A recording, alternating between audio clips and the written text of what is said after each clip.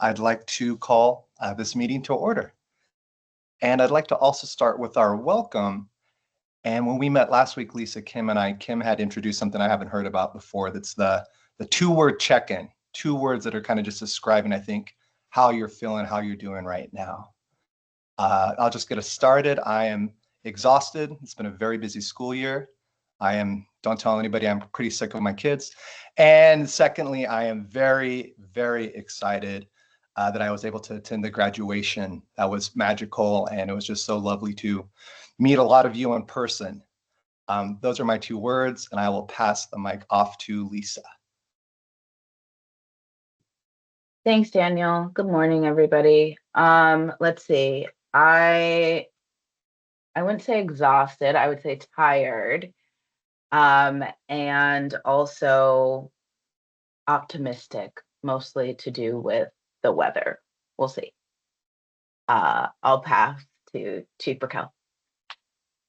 Good morning. Well, I'll start by saying I'm frustrated, having just left the level 2 committee work group meeting, and I am highly anticipating a much more functional meeting of this subcommittee.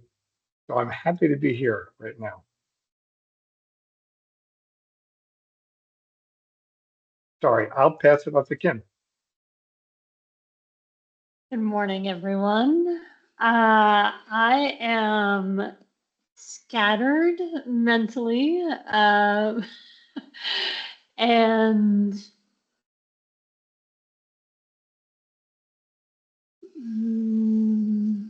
over-caffeinated as well. So an excellent combo. I will pass it on to Glenn.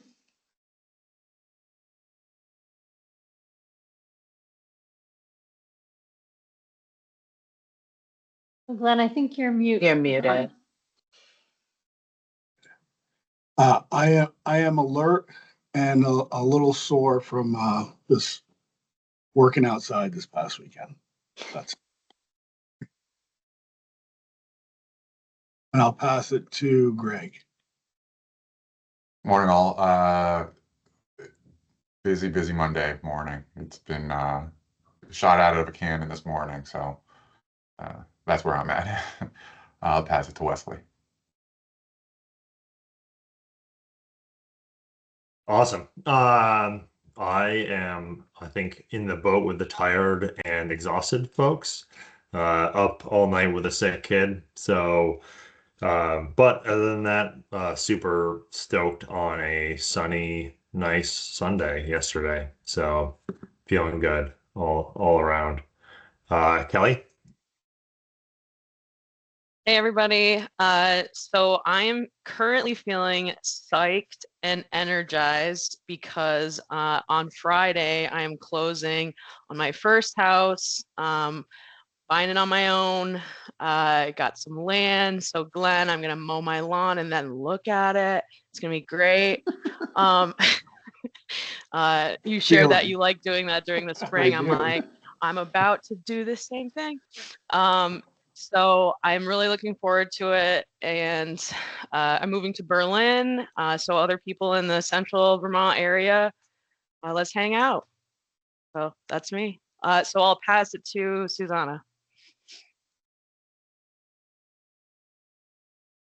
I was in the middle of looking for a gift to congratulate you, so find that later. Hi everybody, Susanna Davis, Racial Equity Office. My 2-word check-in today. I am chilly, don't love that. And I'm hungry, also don't love that. So I may remedy both those things on our call by getting socks and or snacks. But otherwise I'm here. Thank you. I'll send it over to, who haven't gone yet? Karen, you spoken? Thanks, Susanna. Good morning, everybody. I'm really excited because on Wednesday I leave for a long weekend in Quebec City, and I'm thrilled to be taking a little bit of break. I really need one. And I'm also, I don't know what the right word is for, but man, does it smell good outside right now. With everything that's blooming, it's just, the air is amazing. So I don't know, I guess I'm thrilled about that. And I think that just leaves Mara.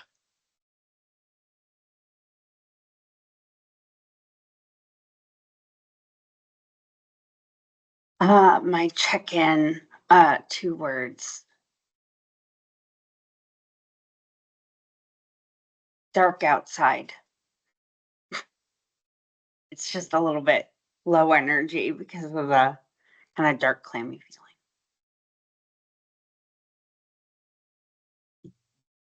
Okay, well, thanks for everybody for sharing. And yeah, duly noted, a lot of us are tired and are busy, so I will strive to nice pace, but make sure that, everybody gets a chance to contribute. We sent out the agenda last week. I hope you were able to check that out. Our second item today. Do we have any additions or deletions to our agenda?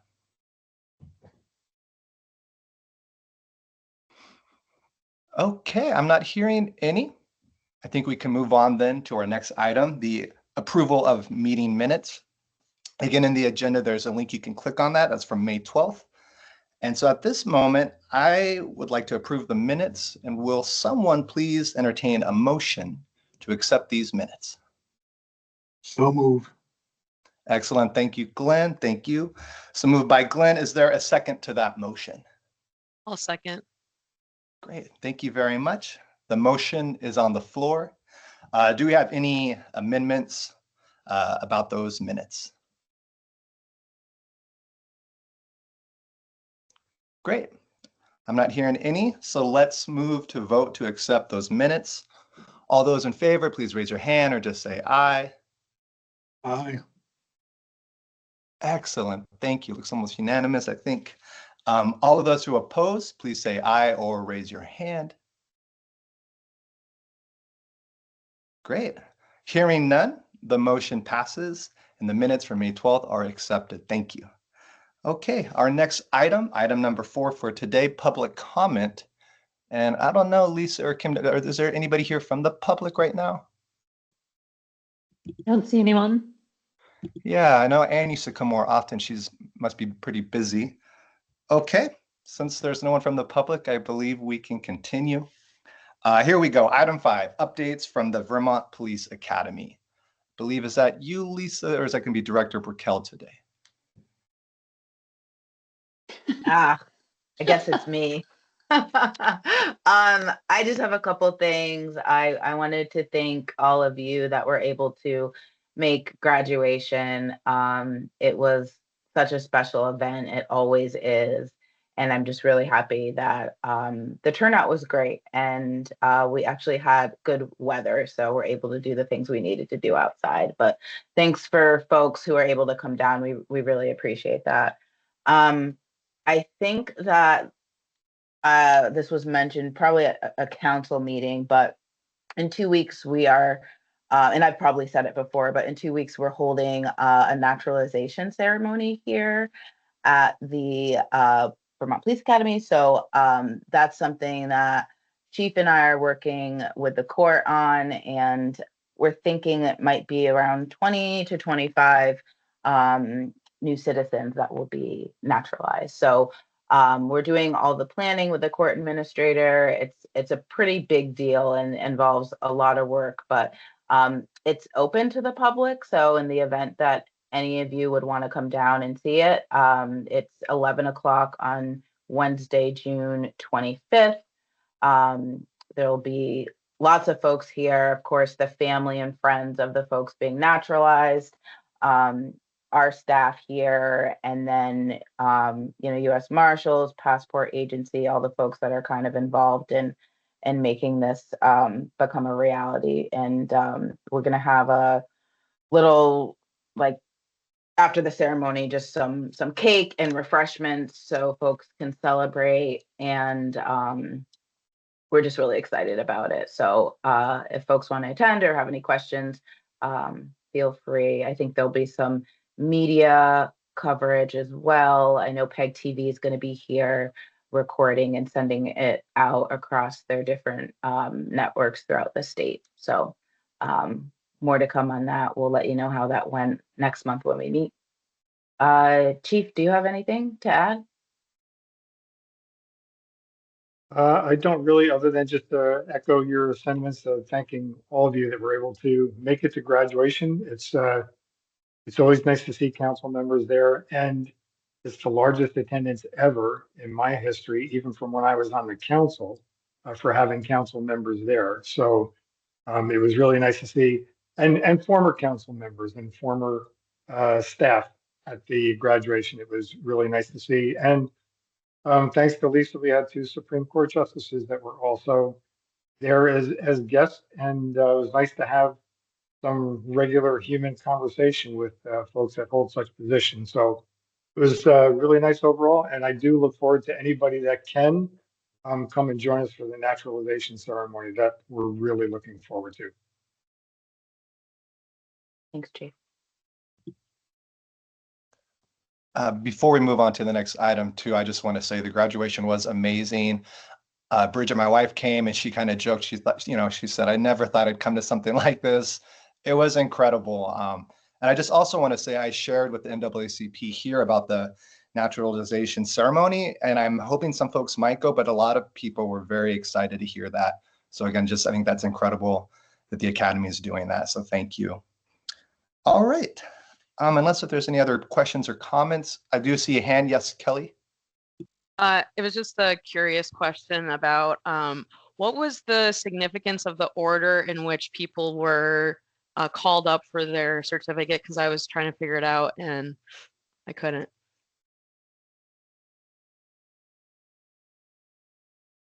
I don't know that there is any significance in the order that they were called other than their class assignment and where they are seated. So it had nothing to do with any status or rank or class standing, anything like that. Okay, thanks.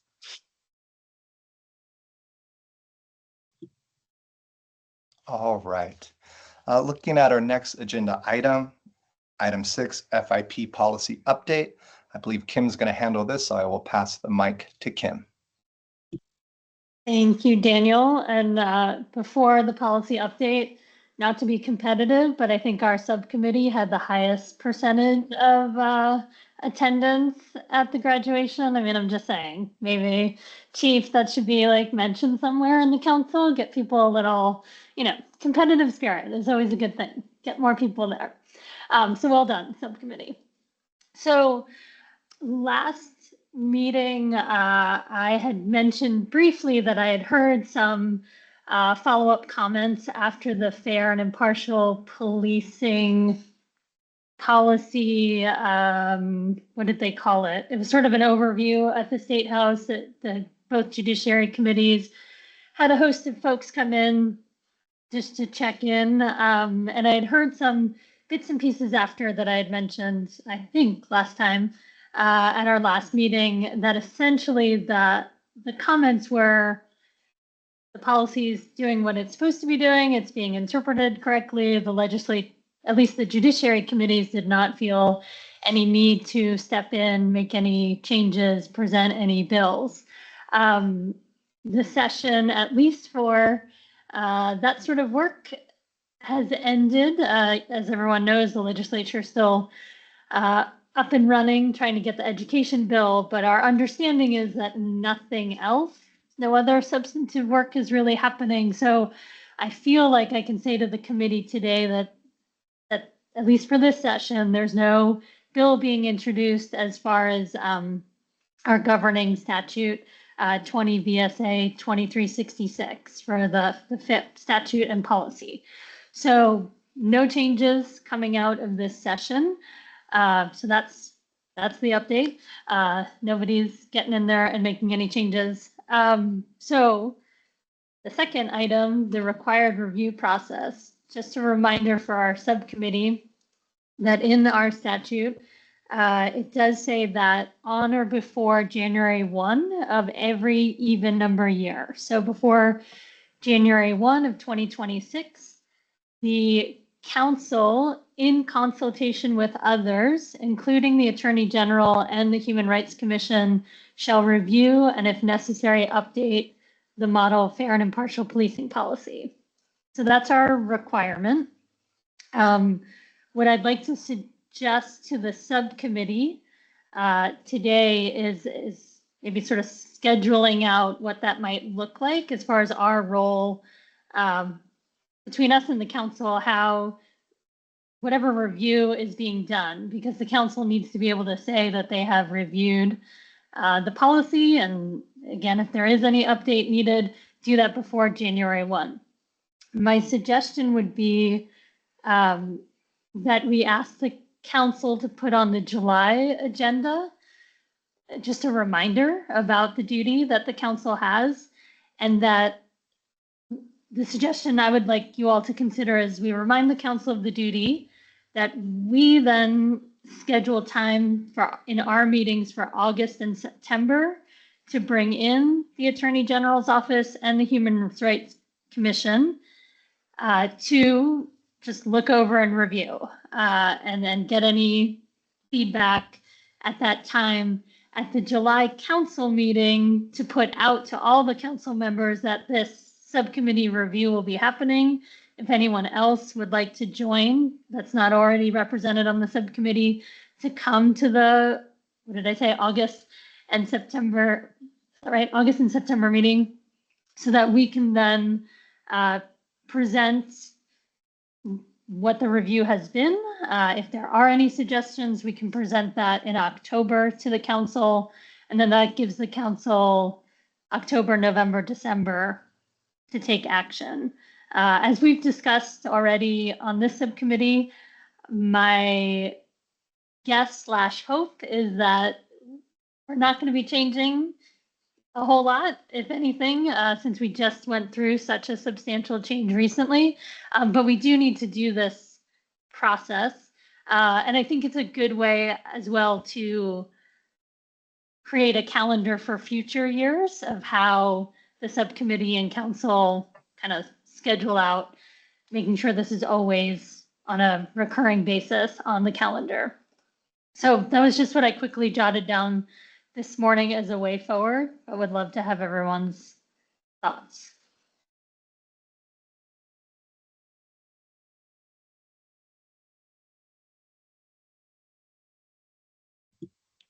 Just want to say quickly, thanks, Kim, for all that work. And again, when I joined the subcommittee, it was right at the tail end of it, so I wasn't there for that that whole process. So I'm excited to be a part of the review process. And even though it's hard for me to think, wow, that seems like we have so much time, it's going to come, I'm sure, swiftly. So thank you for, I think you're setting us up for success. So thanks for that.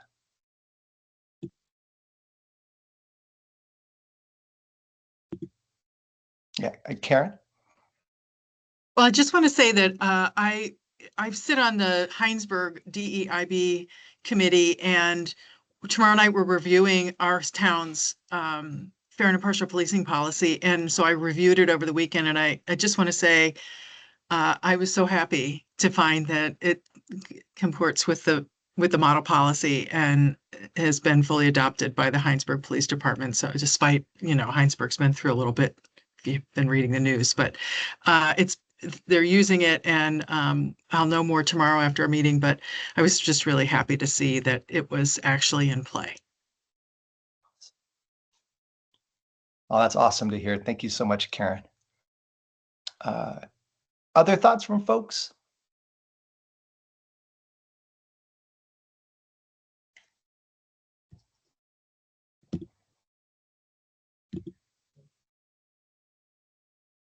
I was Is there gonna say, oh, I agree go ahead. with Kim that we probably won't be doing a lot of changes this time around, but I do think it's still good to give ourselves enough of a runway.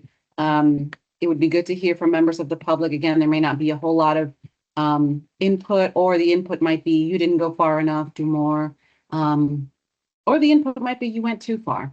But either way, I think it would be good for us to give ourselves a long enough runway, because in the event that there is perhaps some feedback we get that really is worth acting upon urgently, we want to make sure that we have enough time to do that and not just assume that we won't have changes to propose. So I think I agree with all those things. And one thing that I have found, at least in the world of joint report writing within a group, is to just build a couple of extra meetings at the end toward your deadline, just in case you need them. So I would also be willing, if we know the date, this is supposed to be, I think you said by January 1, I think you said, So maybe we can just put some really early tentative dates on the calendar for the end of the calendar year, just to give ourselves a bit of a buffer. I know around that time is holidays and things get difficult with scheduling. Yeah, 100%, Susanna. I think that's a great reminder that if we can get on the council's agenda for July, we schedule that in for the council, right? That ideally, if whatever we present is accepted in October, fantastic, then we have plenty of time. If it's November, we still have time. Obviously, we would want to avoid that December meeting because then there's a real big rush at the end, but aiming for November at the latest to write up the review and the council's decisions. I think that's a great reminder. Yeah, thank you so much, Susanna, for those thoughts. Before Chris, we move, sorry, Daniel, is getting on the July agenda, is that possible, Chris? Absolutely. Okay, great. okay, before we head off to our next item, anybody else, any thoughts about what Kim has shared with us today? I'll just say I appreciate the planning and long-term kind of planning for this so that we're not waiting to the last minute and that we're allowing enough input from community members, council members, subcommittee members. So I think Daniel, Kim, and I can work on a calendar and some dates and be ready to share that out at the council meeting in July. And sorry, Daniel, one last comment before we move on. This sort of, I had said earlier, like we're sort of setting a template for future reviews, but this template is actually very short. If we did think there was going to be potentially substantive changes, just for newer subcommittee members to know, the last changes took over 1.5 years, and there were complications to that time schedule. So I'm not saying that that's where we'd want to be heading either, but for just for our institutional memory, when we're looking out to 2028, I think we as a subcommittee would want to start scheduling the review early in 2027 because it would actually take many, many meetings if we were going to start making changes. So just this might feel like a long window, but it's actually kind of short, at least from my perspective. Okay, I see Chief Raquel's hand up. Yeah, thanks. Just one more quick comment to that. While you're scheduling, trying to find those scheduled dates, I would also just keep in mind that while you might get plenty of public feedback and suggestions, and whether you decide to take them or not, keep in mind that you might have to set up at least a few meetings for the council to hear from those that might not be in agreement with what the committee has come up with for an answer, so that they have the time to just digest that and hear the outline of that communication was open. There was an opportunity for feedback. While we didn't come to consensus, here's where the subcommittee feels that they're putting forth this product, and then it still allows for those that might not agree to have a voice. Yeah. Thank you. And I think Kelly, I just saw your hand go up.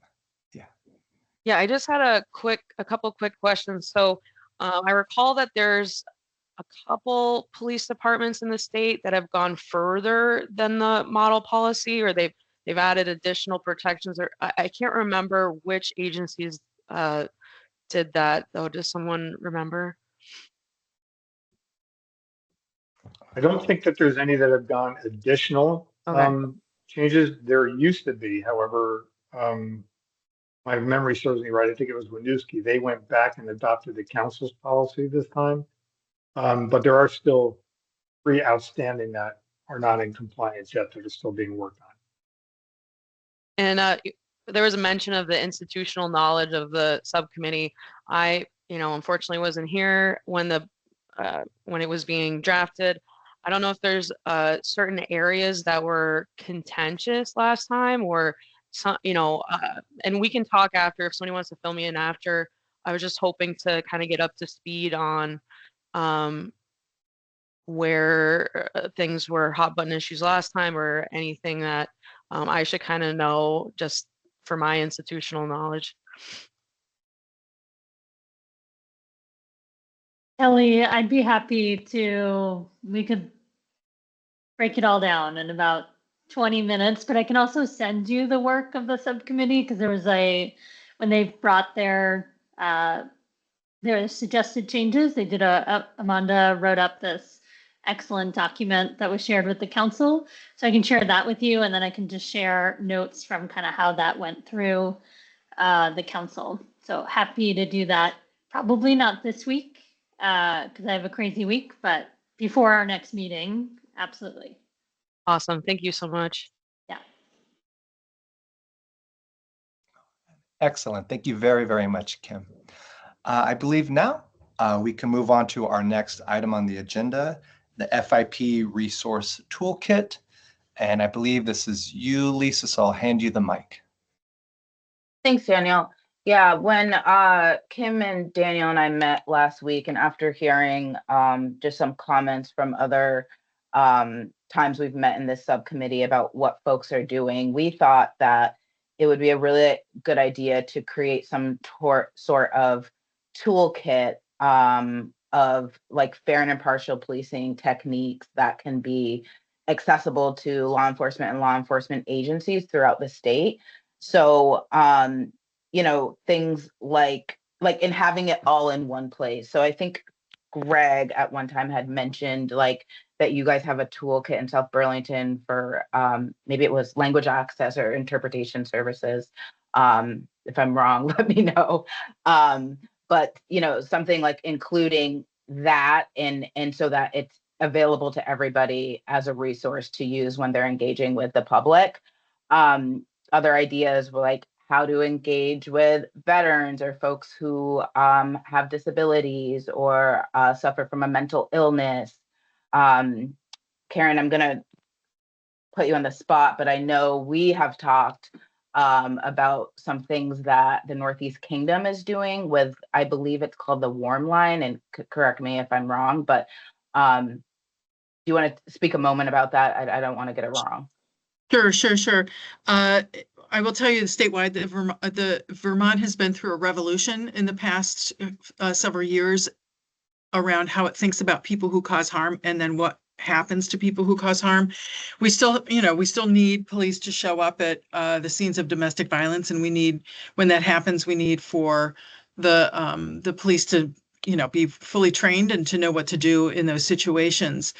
After somebody's been adjudicated or they're involved in a diversion process, they are referred to a program called a Domestic Violence Accountability Program.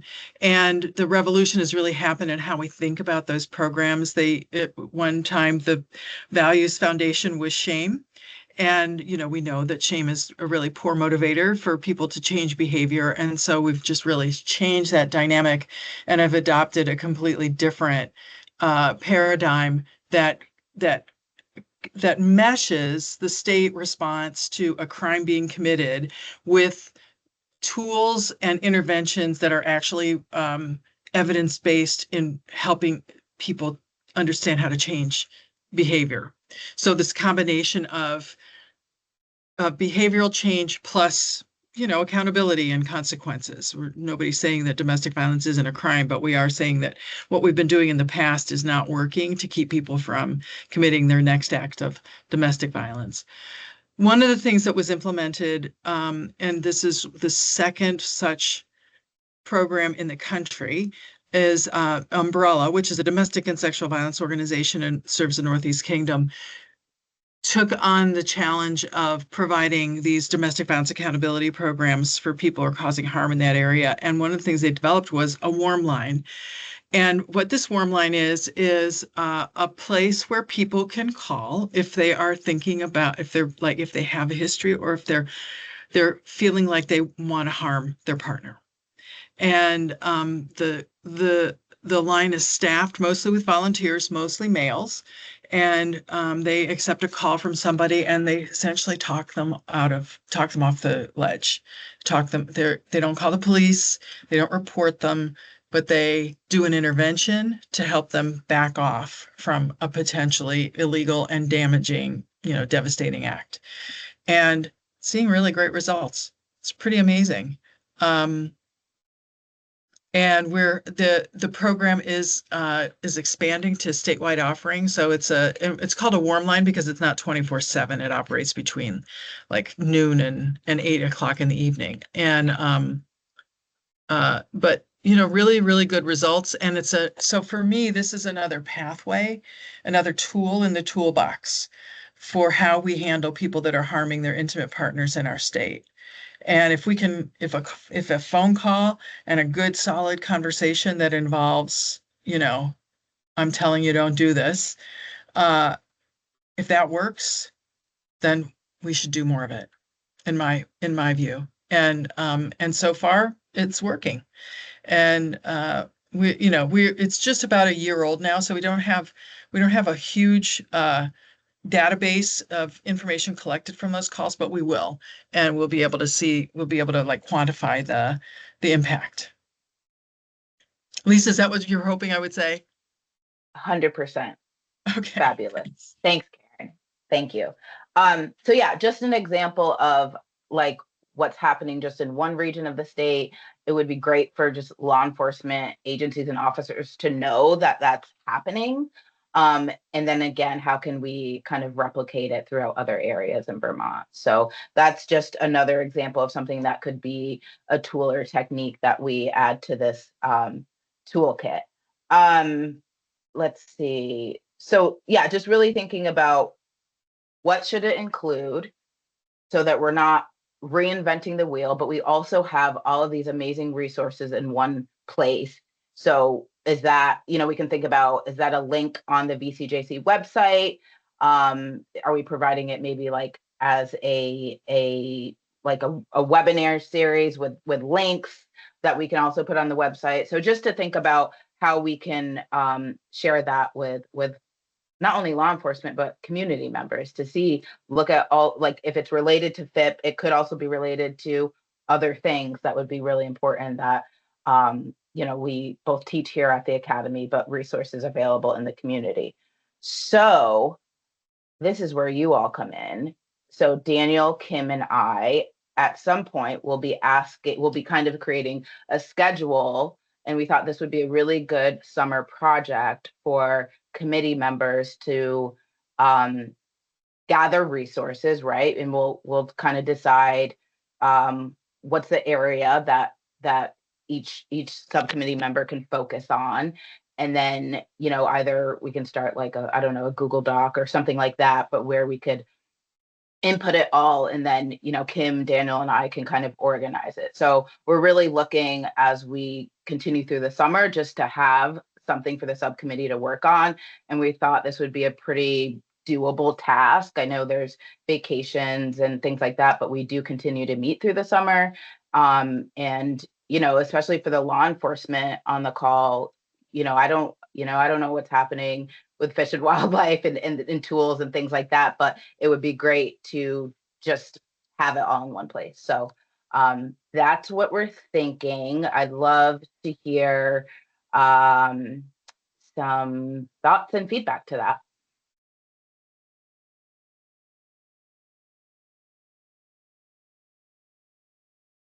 Yes, Chief. We have one thought that pops into my head is we have these things for language. But hold on, let's see if I can do this. And it just has different like language access tools, because obviously we're not dealing with a lot of domestic violence or normal law enforcement issues, but obviously during compliance checks and stuff we're dealing with all sorts of people. it is horrible to carry that around in your pocket. And just throwing it out there, an app on a phone that officers could download and dispatchers could have that same app. I mean, anyone could download it and it would have links to different resources or whatever. So, food for thought. Thanks, Wes. That's a great idea. Yeah, mostly because I hate this thing, carrying it around physically. Right. Yeah. We need something tangible and accessible. Thank Well, and you. you guys have enough to carry around already, so. I think in terms of getting more eyeballs on a toolkit, I do, it is great to put everything on the council's website, and also, half of Vermont residents, hell, half of Vermont employees do not know that the council exists, much less know that its website's going to have a toolkit. So one is building awareness. There are resources on the website, and also maybe finding other trusted community partners who can cross-post and promote those kinds of things, like the network, like ORE, like other entities that we know are different constituencies are visiting their websites. It may be good to have these cross-linking partnerships to encourage that. And the other thing I'm thinking of is recognizing how annoying it is to have to carry around a brochure or something in the pocket. But I wonder if maybe we could have printed up just small business card type things that just have a QR code. You can just give them to a person, and that might take you to the site. So that's another potential option. I love all of that. Thanks, Susanna. Other thoughts? I just want to echo, yeah, I never thought of a little business card with a QR code. That sounds fantastic, very easily accessible. Thank you for that, Susanna. Awesome. And then Kim and Daniel, did I capture everything that we had talked about regarding this agenda item? If there's anything you want to add, go ahead. No, I believe you did. Lisa, what do you think, Kim? Yeah, I think the first question is just going to confirm that the subcommittee thought this was a good use of our time, and if so, to then have the next step of folks going out to sort of their circles and seeing what's out there, and us starting to bring that all together into one spot. So first, to make sure there's buy-in from the subcommittee, and if so, then we have a few more minutes just brainstorming how to bring things together, or what we want to commit to before the next meeting, like what our next step is, just so that we keep this moving and it doesn't stay an idea for a few months. Greg?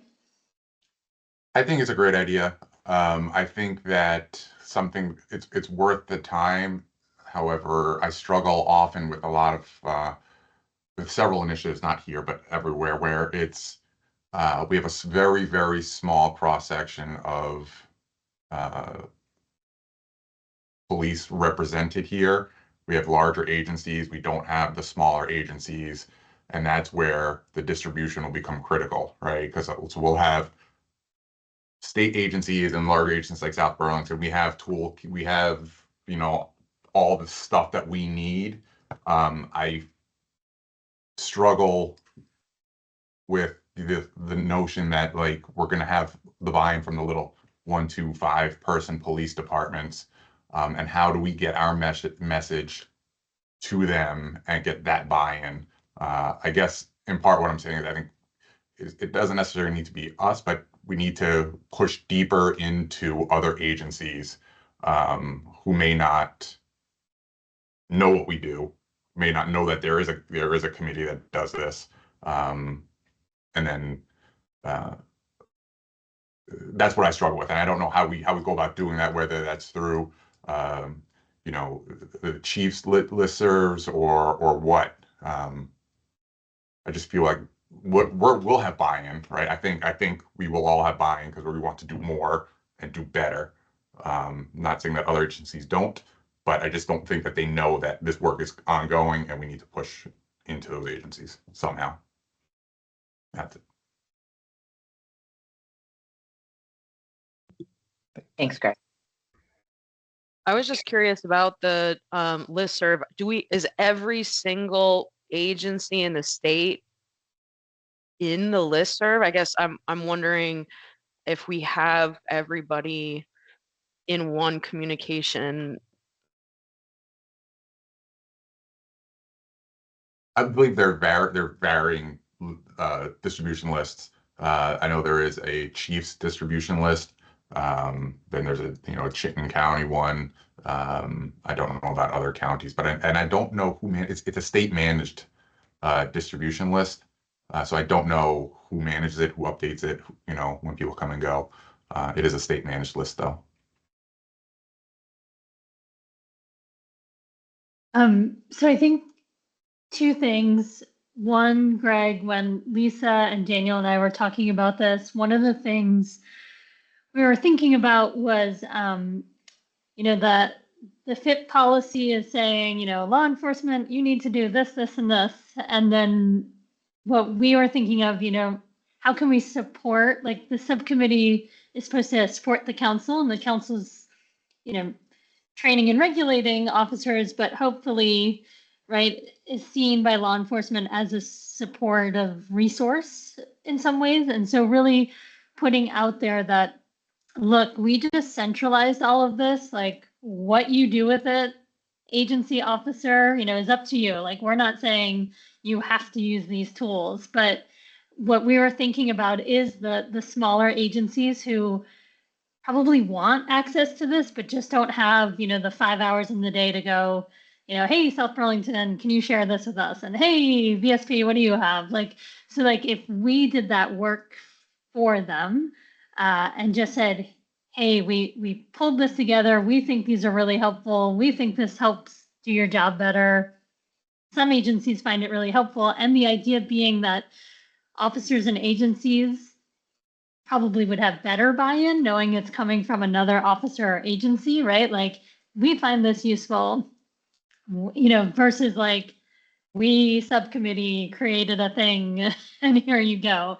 But really having it be agency to agency, we're just gathering it and then we're putting it somewhere that's useful and accessible.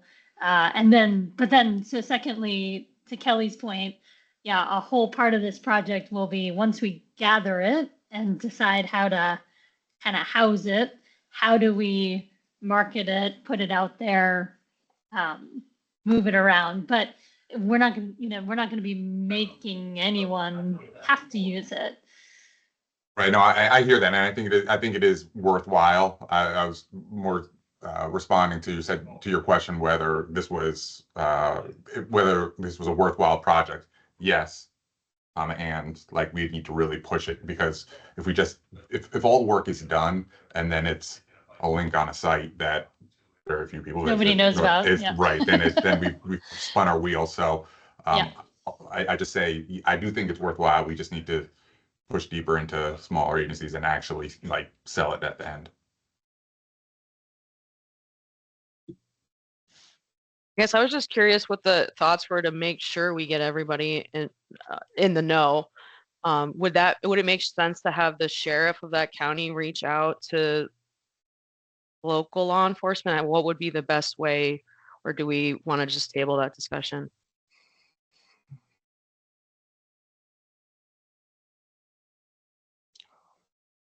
I mean, I think that could be a something we think about as we do this. I think we agree to do it, because I do think the actual council can push it out, and I do think the statewide law enforcement distribution list is a really good way to do it as well. Yeah, to your earlier question, Kelly, and Greg had said this, there's a number of different email lists, and the council fortunately has them all. So when we decide, once we know kind of how we have it set up, we can then create a plan for pushing it out there. And yeah, I would really suggest that we think as much as possible how this could feel like law enforcement supporting law enforcement, and like having, not to put anyone on the subcommittee too far on the spot, but having our law enforcement representatives on the subcommittee, putting it out there, I'm guessing that would have more attention might be given to it than necessarily the council or the subcommittee putting it out there. We can just be the magicians behind the curtain doing the work and creating the product.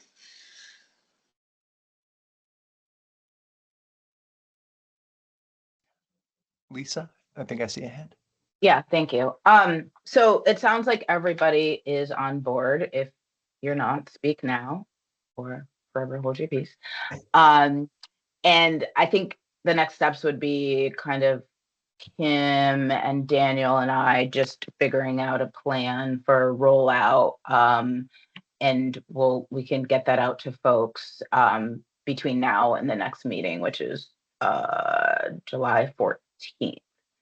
And Kim, we can do that, right? There's like, we can communicate via email with the group, or is that like a Robert's Rules violation thing?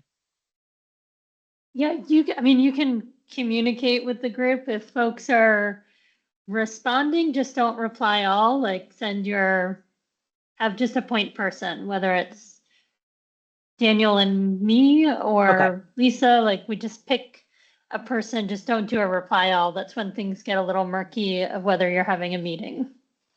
Great. So we'll identify a point person in the initial email. We can go from there. Thank you. Great. Excellent. Thank you, everybody. Lisa, thank you for leading that. Next item is post-graduation roundtable, and I'm going to just spend a few minutes talking about this. Again, last week, Lisa and Kim and I met up, and we were thinking about what Susanna said a few meetings ago about having another sort of survey, getting feedback from the class 119th about the FIP training, FIP policy. And then again, we noted that sometimes surveys, well, most of the time, they're not people like doing them. It feels forced. I know, Lisa, you shared something where not long ago, there was only maybe like 5%, feedback, people responding. And so we were thinking again, wow, graduation was so powerful. It was so beautiful. What if we had at the academy, maybe 6 months down the road, a kind of roundtable inviting the class 119th back? And then it would still basically be, we're not, maybe not call it at a survey, but again, a roundtable getting feedback. Hey, how is this going? You've been out in the field for a while. What are you noticing? And again, just thinking about that camaraderie, thinking that maybe folks would be excited to just see some cohorts, maybe run into an old instructor. And again, just trying to think this would make, we keep saying buy-in, but getting people actually maybe a little excited about it. And again, I just love what you said, Kim, about law enforcement, supporting law enforcement. I feel like this could be a great opportunity for that. Maybe throw in some snacks. Again, it's very much in the rough planning stages, but we just thought, how can we keep this energy going? How can we keep, I think, Kim, you mentioned it, we want to create sort of like this culture of always learning, not just you did the academy, you learned some stuff, it's over. Let's maybe keep this moving and let's try to get people excited about the work they're doing. So it doesn't always feel like, oh gosh, here's another survey that I have to do. And I'm going to kind of just, it can, like some of my students just rush through it so I get it done. We want some, actual meaningful conversations. And again, just building this really cool feeling that happened at graduation. So that's kind of where we're at. And again, we just really want to get buy-in. We want people to be excited. We want this to be meaningful. And I know, again, very much early planning stages, but I would love to hear a couple thoughts, what would work. And I think, Lisa, too, you even mentioned this, of course, would be really focused on FIP, but maybe there could be one question about, domestic violence, maybe another criminal law one. But that's kind of what we're cooking up. So again, I would really love to hear from some of you. What are your thoughts about this? Is it feasible? Or, do you think folks would be excited about this?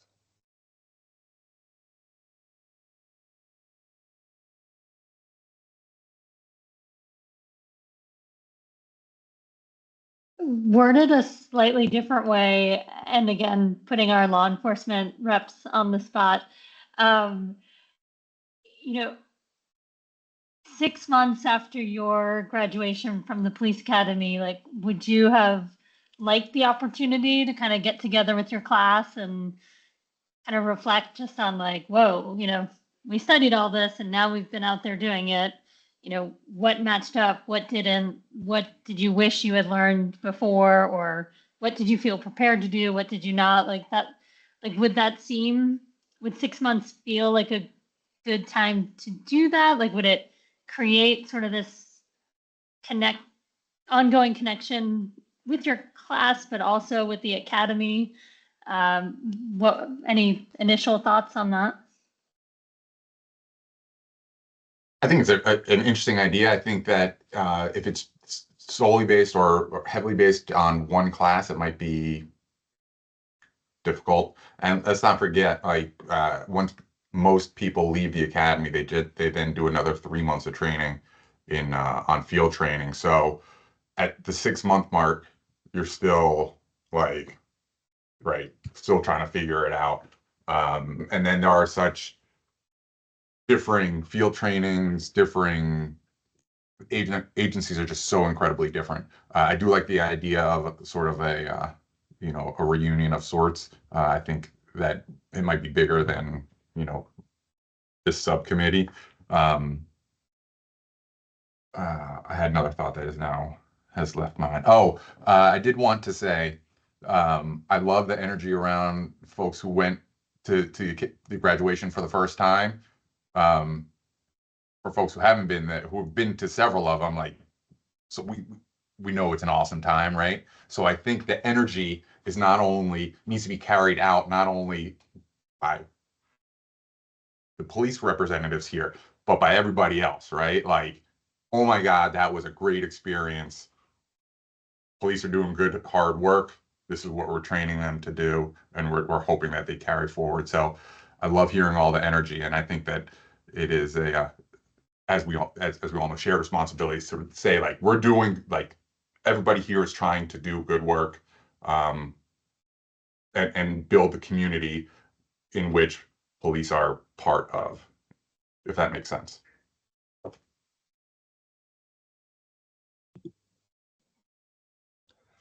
Thank you so much, Greg, for those remarks. I had no idea about an additional 3 months of field training, so that would make sense. Maybe it would not be at the 6 month mark, maybe a little bit further. Thank you so much. Any other thoughts, questions? I'll just jump in and agree with Greg that our training process is closer to 6 months, 7 months actually after the academy. That being said, I think there's you'll see that the academy, for folks who are showing up for scenarios, are folks who've been graduated in the last year or 2 years, and then it tapers off as they move away from the academy, and getting those kind of veteran folks back for scenarios is a little tougher than folks who are a year out, at least in our agency.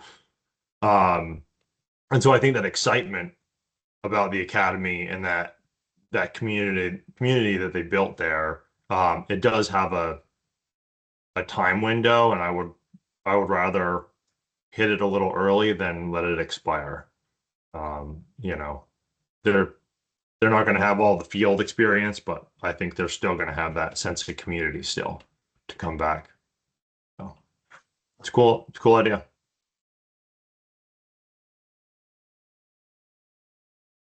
Thank you, Wesley. Yeah, duly noted. That's what I think kind of what our discussion was about, like trying to keep that energy and before too much time expires. So maybe Lisa and Kim, the next time we meet, we can kind of continue to work out some of these details. Yes, thank you so much. And yeah, I'm wondering too, I mean, obviously we're the FIP subcommittee, but I think Lieutenant Greg, you made a great remark about that. Might be too much if it's solely based on that. So again, Kim and Lisa, maybe we can kind of figure that out over the summer. Yeah, and we talked about that a little bit. Like we sort of, like, as we got excited about the idea, we were like, we couldn't keep it just to FIP. Like, we'd want to touch base on a few things. And for anyone who's done like nonprofit fundraising work, like, this is sort of pulled from there, that people graduate from their high school or their college. You want them to, like, get into the culture of donating, and so you want those, like, little bits at the beginning just to, like, oh, this is what we do. And so this idea of like with new graduates that like, oh yeah, we like check in and like have this hour of like, 15 minutes of it is like, oh, how are you? Da da da. And then 40 minutes is like, wow, what's been happening out there and what do you wish you like just that connection, and then you build on it that, maybe a year later you meet, but it's not like a weird thing to get an invite. 2 years later, you're like, what? Why is the council reaching out to me? This seems weird. But if you've done it just a little bit after graduation, yeah, just that connection may foster further connections and learn, feedback for the council, right? The academy is always trying to get this feedback in just a different way than a survey to get it.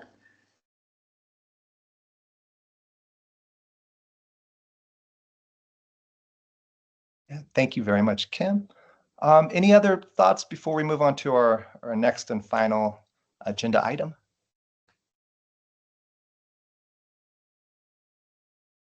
All right, hearing none. Item 9, motion to adjourn. Will someone entertain a motion to adjourn, please?